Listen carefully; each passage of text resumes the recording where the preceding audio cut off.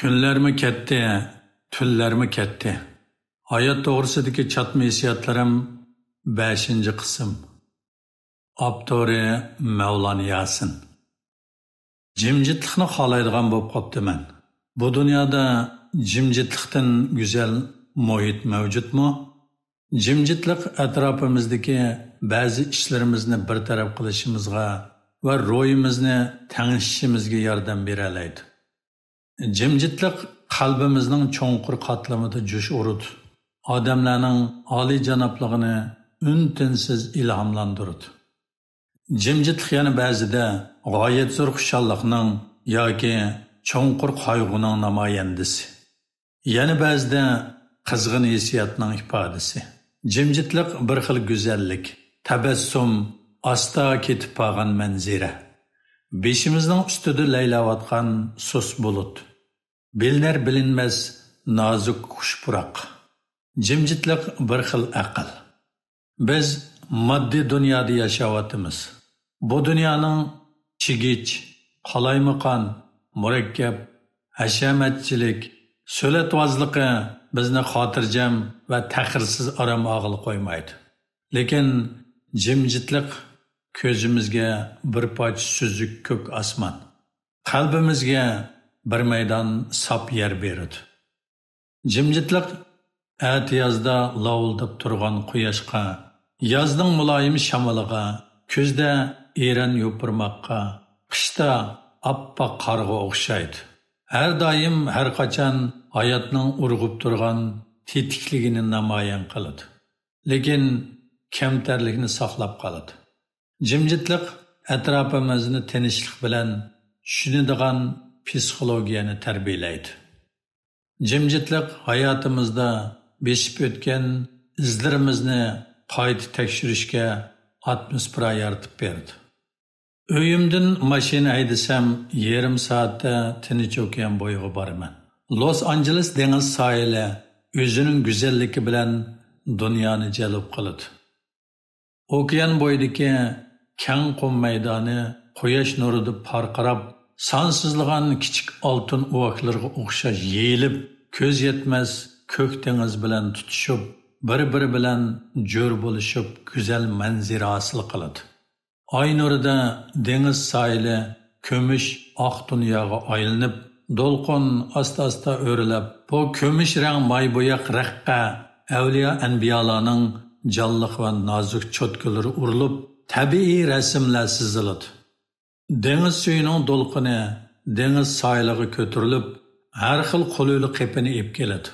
Bularning ba'zilari kichik, ba'zilari cho'ng, ba'zilari butun, ba'zilari puchuq. Bu yumshoq qumga chechilgan rangmo, rang qo'luli qepiga qarab, o'zingizda bu dengizning sohiliga bergan qimmatlik sovg'asi bo'lishi mumkin degan o'y paydo qiladi. Bu siliq qumni qo'lingizga olsangiz, qo'lingizning uchidan va barmoqlaringizning orasidan asta-asta serilib tushadi. Bu oydin kechini xuddi oqmoqumdek tutolmaysiz, ammo tutishga intilasiz va uning o'zgacha tuzilishini his qilishga havas qilasiz. Men bu varang-churang to'shqan va shavqin suran davr surgan dunyodan cho'chaklardagi jimjitlikni izlab, uyimga eng yaqin bo'lgan Zumachi sohiliga pat-pat kunning petishini ko'gili borman. Dengiz sohilida piyoda mangsangiz, dengiz shamoli mangzingizni silab, nafas yo'lingizni sap havo bilan tozalab, intayin rohat tuyg'u berdi. Men atirgul ranglik bulutning osmondagi shaklining o'zgarishiga hayron qilib, havas bilan tikilib qarayman. Ba'zida zafardas odamga, ba'zida erkak shirg'a, ba'zida yayloqda yugurib yurgan padalarga o'xshaydi.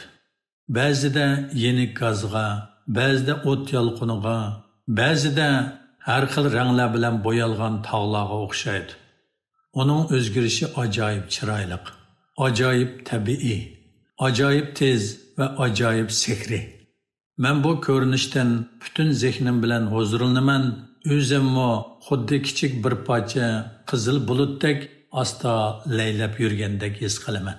Men bu jazbidor ko'rinishdan mast bo'lib, o'zimni qumga tashlab, jimjit yetib ketaman. Okean mening orzularimning yig'indisi. Go'zal, sirliq, yovvoyi va erkin. Odamni intildiradigan va tashvishga soladigan mistik. Quyosh va oyning tortish kuchidan ko'tarilgan va pasaygan davrlik dengiz suyining ovozidan va dengiz chaykisining yangroq to'vilishidan boshqa hech qanday shovqin yo'q sohildagi qumga o'zimni tashlab yotganimda Sharq Turkistondagi kunlar va tunlar ba'zida menga hujum qilib, xiyolimni ishg'ol qilib oladi. Men bu yozmamda yozayotgan aslimilar, hissiyotlar, ta'sirotlar, afsuslar va yakunlar nalardandir anglab yoki o'qib olgan hikoya rivoyatlar emas. Faqat o'zimning sezgirashtisi, beshimdan o'tgan issiq sovuq kunlar va tunlar o'z ko'zim bilan ko'rgan tarixiy rekordlar. Xitoy Sharq Turkistonda Uyg'urlarning kimligini yo'qotish uchun 4 konini yo'qotish, ya'ni koni ideya, koni madaniyat, koni urfi qoida va koni odatni yo'qotish harakatini keng ko'lamda yo'lga qo'ydi. Do'kon, yo'l, zavod, maktab va mahallalarni Xitoyning badbashara urfi odatlari bilan o'zgartdi. Hozir nurg'un Uyg'urlardagi razil va yerginishli qiliqlar mushu Xitoy taygan urug'ning mahsulotlari. Hatto Uyg'ur ayollarining uzun va hüppidi chochlarini kesdi, milliy armiyaning kiyimlarini butunlay ko'ydirdi. Madaniyat yodikorliklarini vayron qildi. Uylarni bulidi, azroq milliy g'urur balani so'lidi va o'ltirdi. Uyg'ur ayollarining chiroyli shipon ko'ynaklarini va erlarning konvoy ko'ynaklarini qo'ymay ko'ydirdi. Madaniyat inqilobidan ba'zi Uyg'ur ziyolilari eppagan tadqiqotga asoslanganda 1966-yili madaniyat inqilobining boshlanishida G'oljida tunji qitim har joylarda shaxslardan tortib olingan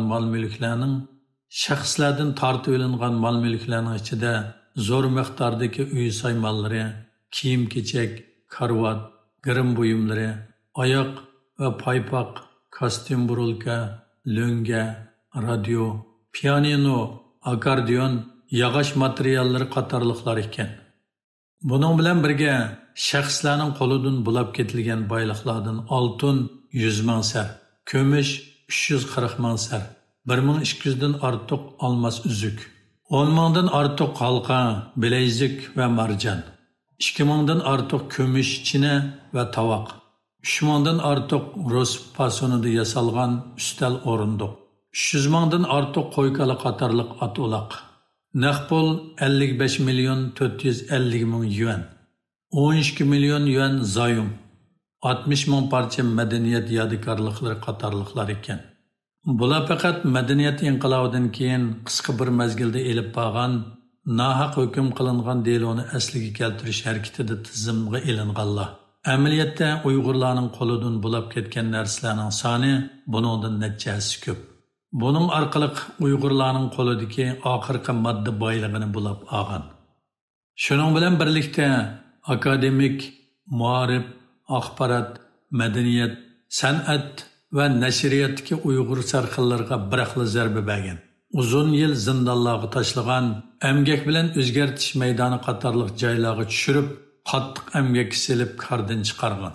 Bularning ichida nurg'unlari har xil usulda o'ldi. Bularning ichidagi nurg'unlarni har xil usulda o'ltirib o'tgan. Nurg'unlari kasal bo'lib o'lgan, nurg'unlari o'zini o'ltirib olgan. Uyg'urlardagi pomishik va boydexonlar bo'lsa, tejashlik, oilani yaxshi boshqargan munavvar dehqonlar edi.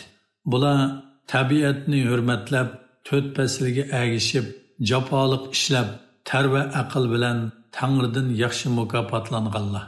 Bu munavvar dehqonlar yer islohoti harakati jarayonida hamma narsasidan rahimsizlarcha mahrum qilingan. Bularning xeyli ko'p qismi o'lim jazosiga uchragan, qolganlarning oilasi vayron bo'lgan. Ba'zi ziyolilarning mo'ljallashicha taxminan 30 ming Uyg'ur pomishik va boy dehqonlar mushu ziyonkashlikda qoni vayron bo'lgan. Buning bilan Uyg'ur boylari va tajribali dehqonlar biraqli yo'qolgan. Hamda oilasini qamdash uchun o'zining ikki qo'liga tayinib avlodma-avlod yer tergan samimiy dehqonlar yerdan biraqli mahrum qilingan. Bog'dunboy va Husanboy qatorliq bir yurish eng ijodchan, tavakkulchi va sodi eng ba milliy kapitalistlar Manjurlarning hukmronligida, Shingissayning qirg'inchiligida, Gomindangning bostirishida, Ruslarning xo'rlishida, birinchi va ikkinchi dunyo urushining cho'qonlarida, ikki jumhuriyatning zaiflashishida Uyg'ur milliy savdo sanoatini qaysarlik bilan taraqqiy qildirgan. Ular qiyinchilikni yengib, ishlab chiqarishda ching turib, Uyg'ur millatining dastlabki puxta sanoat asosini sog'gan. Lekin Xitoy ilib borgan majburiy hukumat bilan xususiy hamkorlik harakatida ular mablag' va savdo huquqidan biroq mahrum qilinib yo'qitilgan. Buning natijasida Uyg'ur milliy sanoati ajallik zarbiga uchirdi. Shuningdan keyin zodila asliga kelanmadi. 1957-yili Xitoy hamma gullar taksi ichilsin, hamma bas-bas sayrisin harakati orqali Uyg'ur ziyolilarini yasalma jinoyat bilan aybladi. Ondan ularni nazorat qilish, emgak lageriga evatish, turmaga tashlash va osondikilarni surgun qilish bilan asli soni oz bo'lgan Uyg'ur madaniyat va ziyoli sarxillarni tunjuqtirib turdi. Uyg'ur sarxillari misli ko'rilmagan yo'qotishga duch keldi. 20 yildan keyin ba'zi ziyolilar asliga keltirildi. Nurg'unlari asliga keltirishga ulashamay yer shari yuzdan yo'qoldi. Xitoyning bevosita rejissorligida Sharq Turkistonni qalaymaqonlashtirib o'tgan, tayinsiz o'zgarib turgan, jin alvastilla qutirib ketgan va ma'lumotdan davr surgan atmosfera besib kelyotdi. Xitoy o'xshamagan shakldagi qattiqlik usullarni ishlatib, Uyg'urlarni jismoniy, ruhiy va xarakter jihatdan yo'qotish harakatini birga ulab birini to'xtatmay keldi. 80%dan ko'proq an'anaviy madaniyat yodikorliklari shiddat bilan vayron qilindi. 4 konini yo'qotish, ya'ni koni ideya, koni madaniyat, koni yo'sun va koni odatni tashlash siyosatini qo'llanib, Uyg'urlarga munosabatlik barliq madaniyat yodikorliklari va saqlangan kitoblarni feodalizm, kapitalizm va Shujongjoyning zarlik shumbo'ylari deb vayron qildi. Hozir hatto Xitoyni madiylaydigan Uyg'urcha nashriyotlarmi butunlay vayron bo'ldi. Uyg'urlardagi ko'rinarlik arboblarga Sesq 9 degan qalpoqni kiygizib, yana yangilikni qabul qilmaydigan ziyoli, pomishik, boydehqon, aksali inqilobchi, buzuq unsur, o'ngchi, shoin, shpion, yerlik millatchi degan qalpoqlarni kiydirib, ko'chalarda va bozorlarda sazoy qilib, jismoniy jihatda xo'rlab va xarakter qirg'inchilik qilishni odatdagi ishga aylantirdi.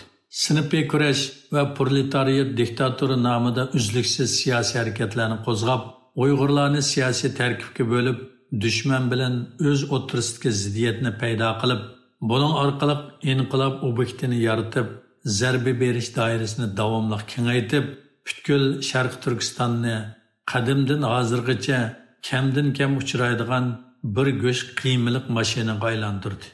Sharq Turkistonda odam o'ldirish kundalik odatga aylandi. Qotillik ideyaviy qonunlikning qo'llashiga erishgandan keyin Uyg'urlarni tutish, turmaga tashlash va o'ldirish Xitoy uchun rasmiyatchilikka va shaklvozlikqa aylandi. Uyg'urlarning turmushining kundalik qismiga aylandi. Uyg'urlarni o'z millati uchirgan qirg'inchilik, qattiqchilik va muhtojlikqa parvo qilmaydigan qilib qo'ydi. Xitoy hukumati o'zining ideologiyasida asosan har davrda biriktirilgan siyosiy o'lcham bo'yicha har bir Uyg'urning hayot mamotini bekitdi. Bu o'lcham Uyg'urlar hayotining har bir tarafiga kengaytirilgan. Hatto har bir Uyg'urning yemak-ichmak, kiyim-kechak, turar joy va yurish turishiga qadar qo'llangan. Xitoy yana Uyg'urlarga nisbat bo'yicha o'lish va jazolash siyosatini qo'llanib kelyapti. Bu yozmaning 4-qismida eslab o'tgan harakatlarda nisbati bo'yicha vazifani o'rindash uchun odam tutgan va o'ldirgan ahvollarni bir qadar tafsili tunishtirdim. Alayda echinishli bo'g'ini shuki, pomishik, boydehqon, jumhuriyat amaldorlari, jumhuriyat harbiy xodimlari, yerlik millatchi va ularning oila tavobatlari o'ngchilar qatorliqlar keng doirada chetildi. Majburiy emgakka qoldi. Qirg'inchilik uchirdi, xonavayron bo'ldi, kishilik huquqi butunlay dafsanda qilindi. Avlodlari sargardon bo'lib, jamiyatning dashqonlariga aylandi. Uyg'urlarga yurgizilgan ziyonkashliklar xalqaro umumiy qonun bo'yicha irqiy qirg'inchilik va insoniyatga qarshi jinoyat xarakteriga to'liq mos keladi. Xiyol dengizdan aslimga kelib, jimjit o'ltirib dengizga qarasam, faqat to'lqinning ovozi, shamolning pichirlishi va dengiz choykalarining vichirlishidan boshqa narsa anglanmaydi. Bu jimjit paytda barliq boshqa g'ayri tovushlar tep-tinch orom ilayotgandek qiladi. Men dengiz bilan asta paranglashiman. Yiqimliq oy nuri asta-asta eqiyotgan suzuk suvga o'xshash sus qayg'umni yenik yuyayotganligini his qilaman. Men maqsadsiz bir og'zi besiqmaydigan yoki yenglik yaratolmaydigan bir isyanchiga aylanib qolibdiman. Men ko'z yoshlarim va tabassum qiyofatimga pisand qilmaydigan, faqat nima qila oladiganligimga ko'ngil bo'ladigan bo'lib qolibdiman. Men hesdashlik va hamnafaslik izdamaydigan, sap yolg'izlikni yaxshi ko'radigan bo'lib qolibdiman. Bo'libmi g'oyat zo'r alvostini his qilganda, uning cho'ngligi butun hayotimni qorong'u bulut bilan qoplaganda, murassa qilishga o'rin qolmaganda, bu jimjitlik nalardan paydo bo'lgan bir yoshirin kuch va jasoratni qalbimga soladi. Kunlarmi ketdi, tunlarmi ketdi, yo ketdimi? Davomi bor.